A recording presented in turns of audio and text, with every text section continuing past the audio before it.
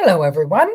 If you've landed here, you've landed on Let's Talk News, and I'm your host, Leticia Remauro, and we have lots to talk about tonight. Mostly about the judiciary and how it seems to want to be the president of the United States. Is anybody noticing that? Well, the facts are that there have been more cases brought in this administration's first 100 days than any administration before it. In the first 100 days. Think about it. That's kind of crazy stuff. Hello, Kevin from the other side of the world. How is summer treating you over in Australia? Because we have a killer storm here in America it's really interesting. It's got the north covered in ice and snow, and it's got the south covered in ice and snow. So lots of interesting stuff happening. Hi, Debbie. Good to have you. Hi to the best cook in the amazing world. Well, thank you, Mama. You only say that because I cook for you. Hello, Francine. How are you? It's lovely. Oh, good. And Andrew Dorman is here to talk with us tonight. Yeah, it's crazy how the weather here has been so crazy. But then again, I keep saying, why is snow in winter news? I don't understand it. I don't get it. Hi, Kyle. How are you, darling? How was your snow adventure today? Did you get any? Were you snowed in? What's going on with all of you? Okay, so the goal here is to talk a little bit about the fact that the judges are becoming our president. Nobody elected them. They were appointed, these federal judges. They were appointed by many different presidents, some even from Donald Trump. And they seem to be trying to make policy from the bench. Of course, they couldn't do it on their own, right? We'd have to have people bringing cases, and there are plenty of people bringing cases. There have been thousands of cases brought against the Trump administration. As I said, many, I think over 1,000 in the first 100 days. And they're related to tariffs, and they're related to ICE, and they're related to employment. They're related to food stamps. It's just amazing to me. You're iced in. Oh, crap. That's no good. And they say it's going to stay cold. Well, yeah, pardon the pun. Yeah. Hello, Professor. Good to have you with us. Yeah, so let's see if I can read this. So the volume has been described as historic compared to prior administrations. On immigration-related policies, which shifted from prior practices. As of late November 2025, at least 225 federal judges had ruled against the policy in more than 700 cases, finding it likely violated due process or immigration law. That's the Trump deportation policy. These rulings came from judges appointed by presidents across the parties.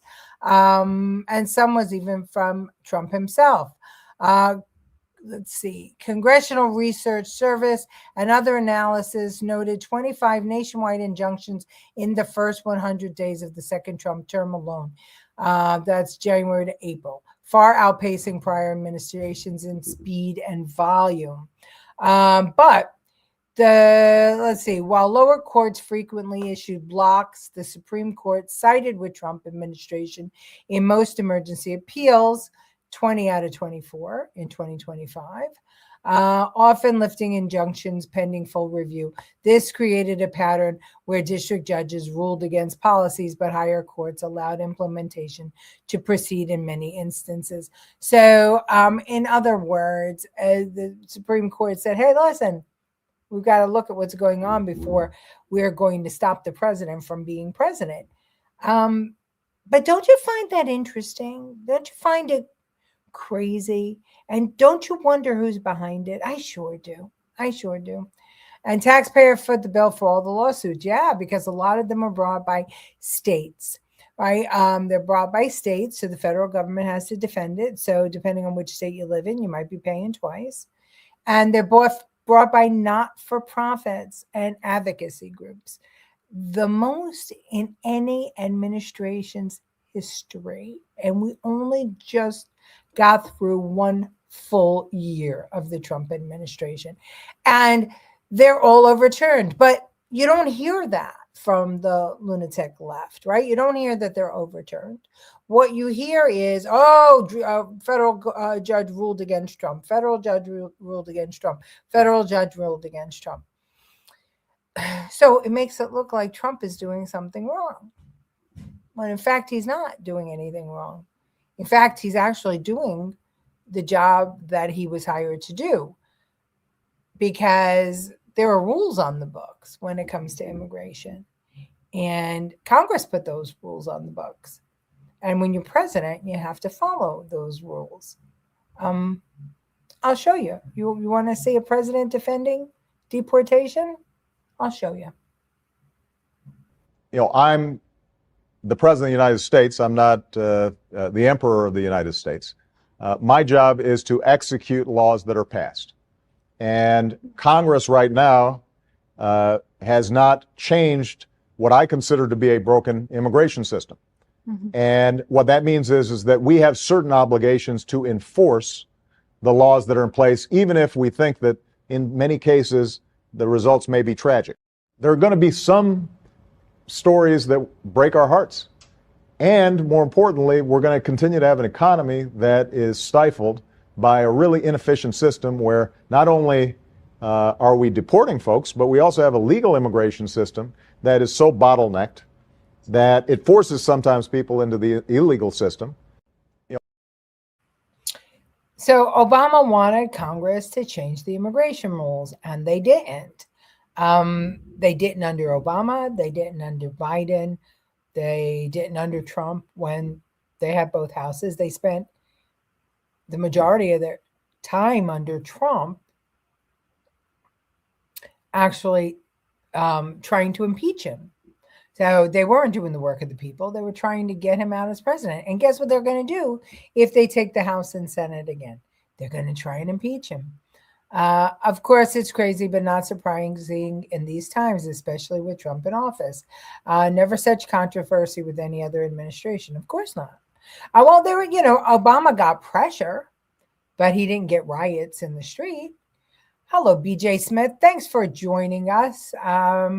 I guess you're back from Ireland. I saw lots of pictures from your Ireland trip. I heard Obama deported more people than Trump, and many of Obama's deports had no criminal records. That is absolutely correct. He stated that he wanted to deport only the criminals first, but he wound up deporting a lot of people that didn't have a criminal record. The only thing that he tried to do was to he stated that he was trying to protect the dreamers, keep the families together. But I know that that's not true, because one of my first cases when I opened my own business was a family who Obama was separating. He was trying to deport the mother. And I've told you about this, Ming Lin, in the past. I'm not going to go through it again. But he was called the deporter in chief for a reason. And there were plenty of people that had a hard time with him. But the interesting thing is that nobody sued him because they knew that they wouldn't win, because Congress had passed laws and he was doing the work that he was hired to do as president, executing Congress's laws. So how is it that the judges now, all of a sudden, are having a hard time with Trump doing the same thing? The laws are the same. Trump is doing the same thing. He's deported. These people have deportation orders. This crap about due process and this and that and the other thing. How is it that Obama won his cases, but Trump doesn't? So you're going to try and tell me that Trump is doing something wrong? Well, I don't think so, because the Supreme Court is overturning these stays and these all these things. So could politics have fallen into our federal judiciary? Feels like it to me. Let's see. Hi, Cameron. Good to have you. Thanks for watching. All right, we're going to share the screen. I want you to see just a couple of these cases that are happening right now. Let's just see.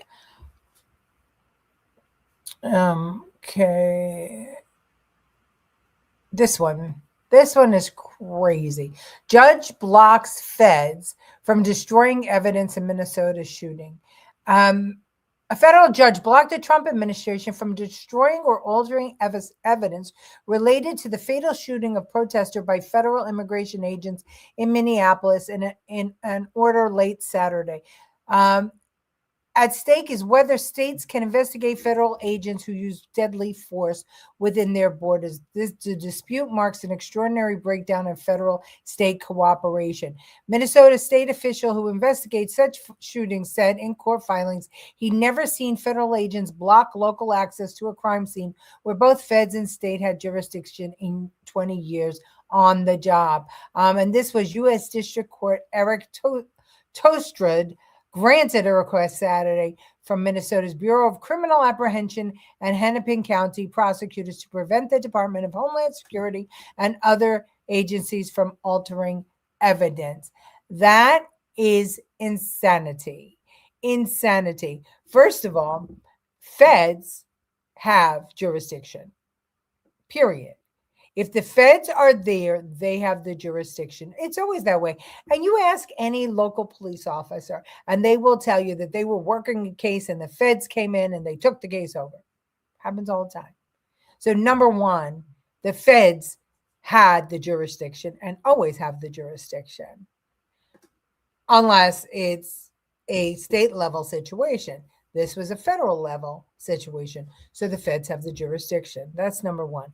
And to act as if the state can investigate the feds or arrest the feds, that's insanity. That's just absolute insanity. And to pretend that the administration would destroy evidence of any sort, what the hell? What? And the judge goes along with it. So what the hell's going on here? Hi, Susan. Good to have you. And no riots under Obama. No riots. That's right. There's no way $400K per year got due process under Obama, right? That's right. No one is destroying evidence. It's bullshit. Of course it is. It's a PR campaign. Trump said he wants to see all the evidence. It's a total lie, posturing. It's meant to poison the mind of Americans. It's just what they're doing. Even on Law and Order. Yeah, exactly. Even on Law and Order, the feds have jurisdiction.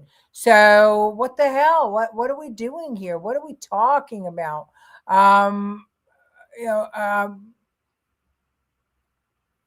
We are pretending things are happening that actually aren't happening. And we're doing it to smear the president of the United States again. But race riots started under Obama. They did. Those were the Watts riots. They did start. And the other, not Rodney King. Rodney King was not Obama. I think that was Bush. Who was, I forget the guy. I think it was Brown under Obama. Yeah. So, but the thing here is, this feels very familiar, right? George Floyd, Minnesota. It just feels familiar to me. And now here we are back in Minnesota again.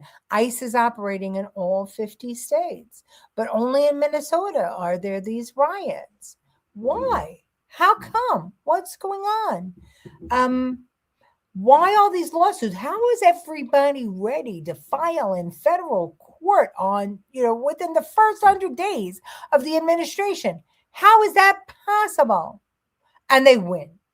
Well, on the lower court level until it gets up to Supreme Court. And then we find out that they didn't win. But the damage is already done, right? Because every single news station reports it. Reports federal judge this, federal judge that. It's it's a smear campaign. Yes, it's totally insane.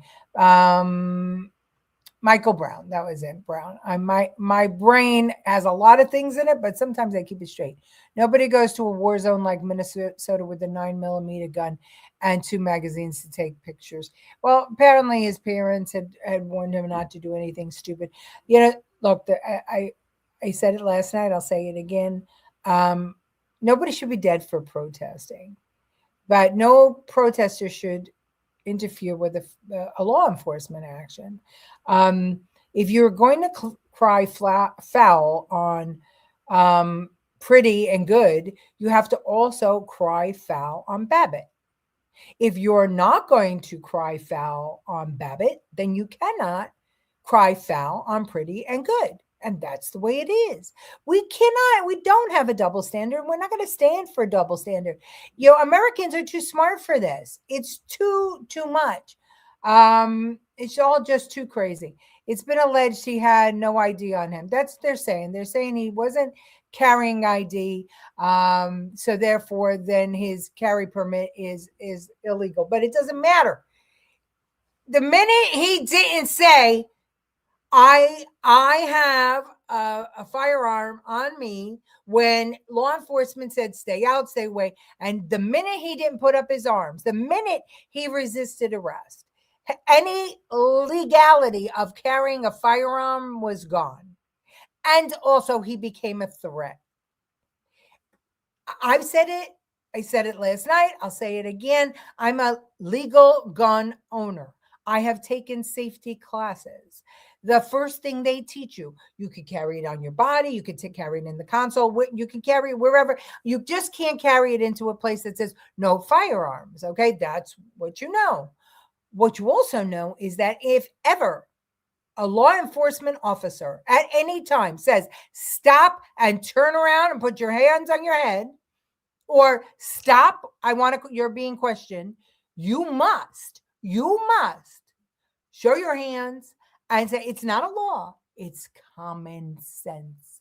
Show your hands and say, I have a loaded weapon on. I'm a legal gun owner and I have a loaded weapon. It is in my waistband. It is in my car, my console, wherever it is.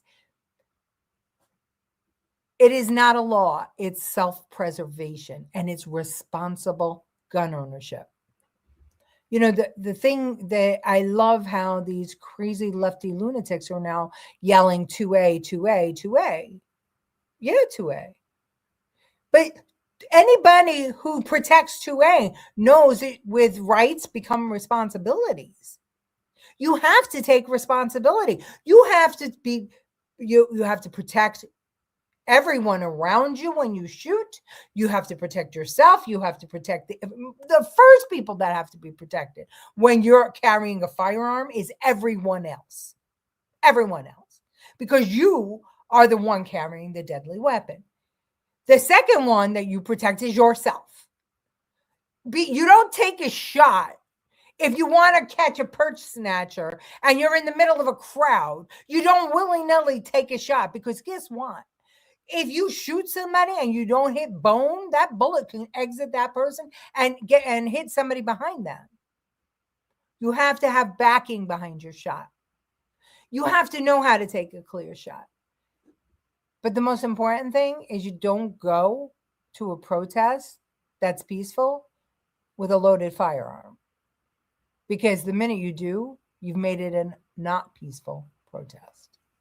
And I know I've seen pictures, people sitting on cars with rifles and ARs in Minnesota, part of the protesters. As soon as that happens, it's not peaceful anymore. Let's see. Minnesota is a war zone, and so therefore there are casualties in war. The fact is, why is it just Minnesota? What's different from Minnesota? And oh, by the way, for those of you who heard me ranting last night about Trump, and not only last night, but a couple of weeks ago. So he and Walz spoke to each other, and apparently Tom Homan is going in, and the commander is coming out, ICE commander is coming out, and Trump wants a full investigation, because the last person that wants to see anybody dead is Donald Trump. That's what he hates that. hates it. That's what he's got going on with Iran, Venezuela. To have it under his own name is really, it's horrific. And I said last night, who knows? Was that even really an ICE agent? I don't know. I'm not happy about any death, but they put themselves in harm's way by not being responsible. Yes, they did. They absolutely did. And I'll say it. The person responsible for Pretty's death is Pretty. The person responsible for Good's death is Good. The person responsible for Babbitt's death is Babbitt. It's as simple as that. You have to use your head when you're going into a dangerous situation. Maybe to deter from the fraud. Yeah, well, it could be. It could be. Exactly. He put himself in that position by going in the middle of law enforcement doing their jobs. Yeah, I mean, what do you expect that people are going to do? Oh, you're in the middle of a shootout. Could you just imagine cops are chasing a robber and you decide, wait, stop, everybody stop, go to your neutral territories. What do you think is going to happen to you? Armed or not armed? What do you think is going to happen to you? Come on, let's stop being assholes here, to all you lefty lunatics who, wanted to, troll me last night and talk about how I'm, too old or too stupid or whatever else. No, sweethearts, I'm experienced. More experienced than you'll be. There is more than fraud happening in Minnesota. That's what I think. You're absolutely right. I just have that feeling, and I have some little stats about Minnesota. With rights come responsibility. Yeah, well, it's the truth. You can't have rights without responsibility, but kids want rights without responsibility, right? That's what they want. Give me money, give me the car, I want my boyfriend to stay here. But don't you tell me what to do. What, get a job? No. Pay for my own this? No. Well, that's what they're acting like. They're acting like children because they are children. They're children. They're somebody's children, and whoever their parents are need to be smacked. I mean, it feels like we're doing this all over again with George Floyd. Minnesota may be headquarters for real corruption. Well, let's see. Well, first of all, we're going to do another screen share. Let's see. This one's interesting. Judge says Trump administration must keep funding child care subsidy in 5 states for now. This happened on the 3 days ago. A federal judge ruled Friday that President Trump's administration must keep federal funds flowing to child care subsidies and other social service programs in 5 Democratic states, at least for now. The ruling Friday from U.S. District Judge Vernon Broderick extends by 2 weeks a temporary one issued earlier this month that blocked the federal government from holding back the money from California, Colorado, Illinois, Minnesota, and New York. That expires Friday. The judge said he decided later whether the money is to remain in place while a challenge to cutting it off works its way through the courts. The U.S. Department of Health and Human Services said earlier this month that it was pausing the funding because it had reason to believe the states were granting benefits to people in the country illegally, though it did not provide evidence or explain why it was targeting those states and not other states. The states say the move was instead intended to damage Mr. Trump's political adversaries. Okay, so a judge previously gave the states a reprieve to the administration's plan to halt funding for the states unless they provide information on the beneficiaries of some program, including names and social security numbers. The temporary restraining order was set to expire Friday.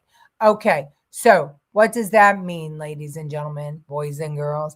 That means that Trump said, I want social security numbers. I want identification. I want the status of all the individuals who are receiving food stamps because they're federal funds. And we want to make sure that they're going to federal taxpayers or citizens, not necessarily taxpayers, because some people don't pay taxes. Lots of people are not going to be paying taxes when Trump is finished. A lot of waitresses and waiters and minimum wage people. So he wanted to know. You wanted proof that all the people on the list were indeed eligible to receive the money. And the judge said, no, I'm going to decide. Not even Congress. I'm going to decide where federal tax dollars go. Not only am I going to be president, I'm going to be the Congress. That's what Braddock decided with his decision from the bench, making policy from the bench. Imagine if Walz became VP, what would they be up to? Oh, I wonder. Andrew likes your statement, Colleen Mahoney.